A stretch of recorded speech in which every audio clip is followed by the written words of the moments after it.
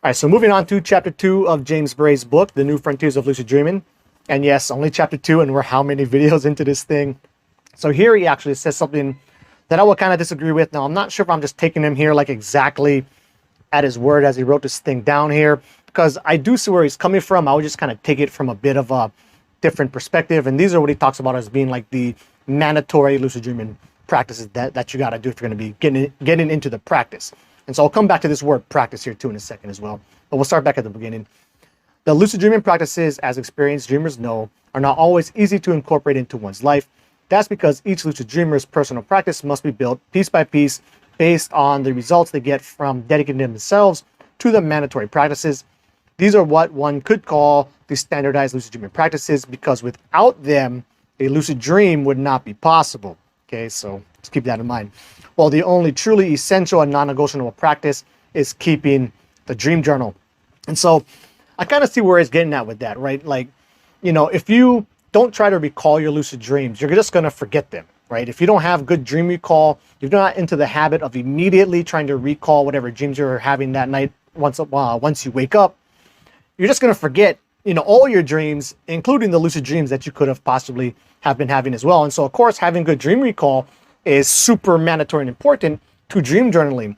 However, you know, in my mind, you could just kind of skip that dream journaling part. So for the longest time, dream journaling was the biggest headache of all. I have kept a relatively consistent dream journal here, you know, for years, but I would go, you know, many months without dream journaling anything. But in those times, I was still having lucid dreams.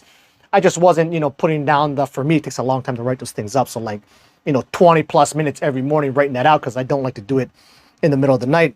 But, you know, that wasn't stopping me from having my lucid dreams, you know, but I still had to be doing the other stuff, which I would almost put as potentially more important. Of course, you have to, you know, do the whole dream recall thing that I was saying, but, you know, I was still getting decently good sleep, 7+ hours most of the time, right? I was still doing my whole hypnagogic meditation thing as I was going to bed. At this time too, when I was keeping a terrible dream journal, that's when I was really getting into meditation. So I was having a pretty solid, consistent, you know, mindfulness, waking life meditation practice. I would throw in wake back to bed here and there when I really wanted to, you know, try and have a lucid dream. But I wasn't really prioritizing at all keeping the dream journal. So I think probably definitely keeping a dream journal is super important. And if you want to consider your whole lucid dreaming thing a practice, well then, yeah, I mean, if you're going to be calling it a practice, you really should be keeping that dream journal so you can go back through there and read through different things.